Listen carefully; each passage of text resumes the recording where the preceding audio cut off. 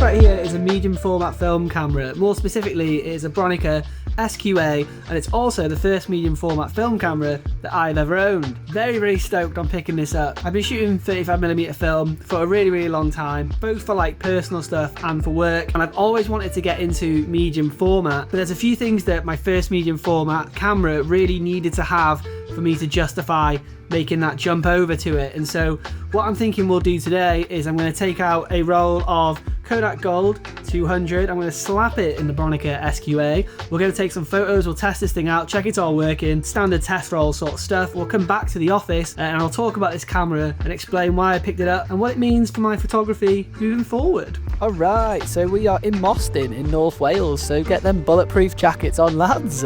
I grew up near it, so I'm allowed to make jokes, alright? So we are visiting the fun ship. That word ends with a P. There you can see it in the background, the old Boaty McBoatface. Now I've got this light meter here, it's Old Faithful. I'll throw the name of it on screen. Got this Stranger Things lanyard from Halloween Horror Nights as well, which is nice because I finally found a use for some random tat that I bought whilst I was in Florida. So you can see the fun ship there. So this was a retail complex for a while. This boat was brought here to get around laws to do with retail so that they could basically open it on a Sunday because the Sunday trading rules didn't apply to boats. Genius. And it had like an arcade in it and all that sort of stuff. It's great fun. Got shut down by the council, obviously, because it doesn't everything that's a laugh. And then it was going to be turned into like a zombie escape room at one point, but that never came off, which makes me really sad. Anyway, here's a camera. Got the waist level finder on it, 80mm lens. And we're going to just smash through this roll of Kodak Gold.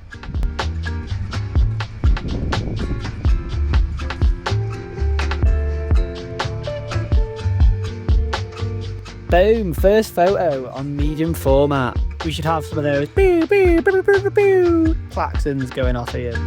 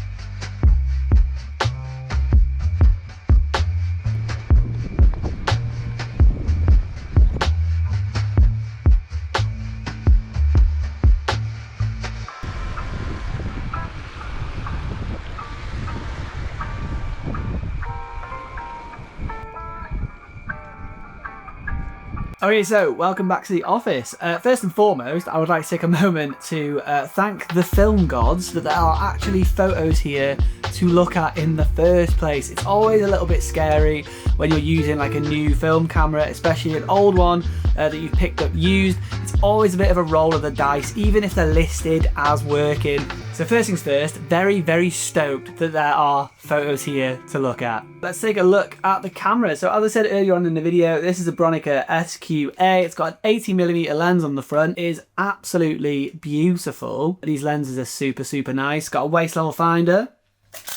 So you look through here to see what you're composing. Really trippy for anyone who, like me, has never shot medium format film before. Everything's like reversed, so you have to kind of move it the opposite direction to what you'd expect to. Takes a little getting used to, but I feel like I'm already kind of used to it now, so Not a big deal at all. Really like the waist level finder. I love that shot down into the viewfinder and you're like composing a photo. Why did I pick up this camera specifically? Well, first and foremost, it's totally modular. So what that means is all of these pieces come off. The lens comes off, the viewfinder comes off, the film back comes off, everything comes off. So if something breaks, it's a lot easier to replace it, especially when you're buying these old cameras. If something breaks, you can just take the broken bit off and replace it with a bit that will work for at least a short while. I was always really interested in the Bronica line of cameras just because a lot of them are, like I say, modular, and you've got a lot of freedom to sort of take the viewfinder off, go for a prism finder that's metered or whatever if you want to. But the main reason that I picked the SQ-A in particular is because it shoots 6x6. Now what that means is you get a square photo. And this is something that I've always really associated with medium format film camera as someone who's never shot it. You know what I mean? When I think of medium format film, I think of that square format. It just adds to the whole look for me. Medium format just has a look, doesn't it? I don't really understand how that look is achieved. Like, I don't get why it looks the way that it looks. I'm sure someone can explain it to me in the comments. Why does medium format just look so dang good? Generally really happy with the photos. I'm thinking I might upgrade to a spot meter so I can really have more control over metering for the shadows. Because this is a new old camera, I'm very happy that there are just photos there at all. One of the things that I haven't tried out yet on this camera is it has a double exposure mode built in. Really keen to try that out. I love a double exposure. I shoot a lot of double exposures, so that's going to be one of the next things that I want to try out with this. And so yeah, overall, very happy with this purchase. And yeah, that new 6x6 aspect to shooting, that's like a whole new compositional tool for me really, because obviously it looks totally different to shooting like 16x9 or 9x16, whatever. So moving forward, how is this going to become part of my workflow? So I think I'm probably gonna get the most use out of this at like weddings. I think this will be really cool for like couples portraits and stuff like that, especially for the couples that have booked me specifically to shoot film for them. I think they're gonna love stuff like this. Also, shooting bands and stuff, this is going to be awesome for my live music photography. Like sort of, you know, go off somewhere in the venue, really dark and dingy and weird, and just bang off some super grainy black and white photos on this. I think that'd be really cool. It has got a filter thread on the lens, so I'm probably going to find some ridiculous screw-on old fisheye to get on the front of this too for some music. That'll be really cool. Exciting stuff. So my next trip is just around the corner. We're heading out to a £1 million treehouse in the woods, which I'm very excited for. I'm taking the Bronica SQ A and a whole bunch of 35mm film cameras as well. Gonna shoot a load while I'm there. So we leave for that trip really soon. By the time I get to edit in this video, I will be back from or on that trip. So I could drop in a little clip here from the next video. If there's nothing on the screen right now, it means that I messed up big time with this camera and there's no photos to show you. Hopefully that is not the case. And future Rob, who is editing this, has dropped in some sort of little bit from the next video to whet your appetite. But yeah, very excited for that trip.